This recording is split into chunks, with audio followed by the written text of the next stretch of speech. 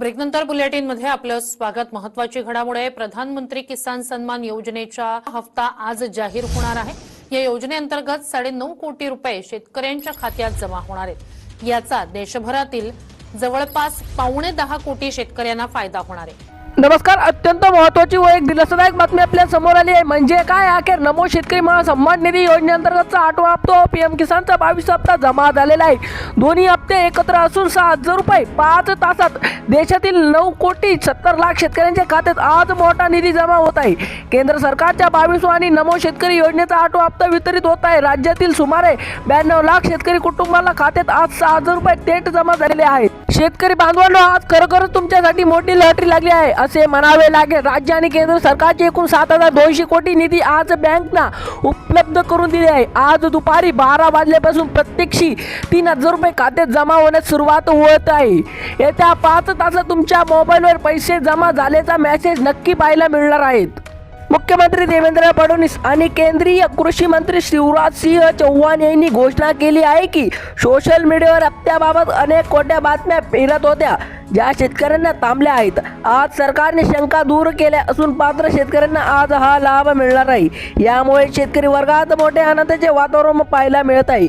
प्रशासकीय नियोजनानुसार या निधीचे वितरण एकूण 2 टप्प्यात केले जाणार आहे। पहिल्या टप्प्यातील राज्यातील 18 जिल्ह्यांची निवड केली असून ते पैसे आज मिळतील। उर्वरित 18 जिल्ह्यांसाठी दुसऱ्या टप्प्याचं नियोजन असून त्याचे खातील पैसे देखील लवकर मिळतील।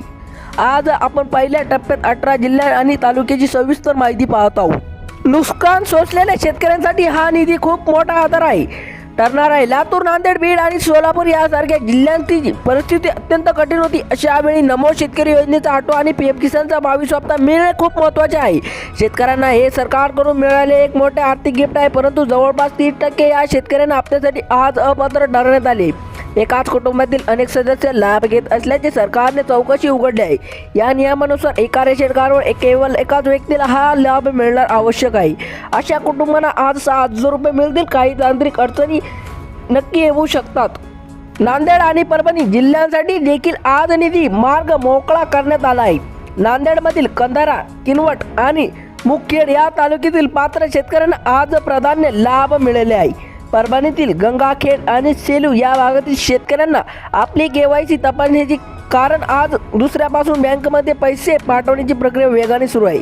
बीड जिल्ह्यातील आष्टी, पोदा आणि माजलगाव या तालुक्यातील या निधीला बँकना मिळाले आहेत। तसेच बुलढाणा आणि नंदुरबार जिल्ह्यातील खामगाव, चिखली, शेवगाव आणि तंदोरा या भागातील पात्र बांधवांना आज लाभ मिळालेला आहे। नमो शेतकरीचा 8वा हप्ता आणि पीएम किसानचा 22वा हप्ता येत्या 5 तासात तुमच्या खात्यात सुरक्षितपणे जमा होणार आहे। धन्यवाद।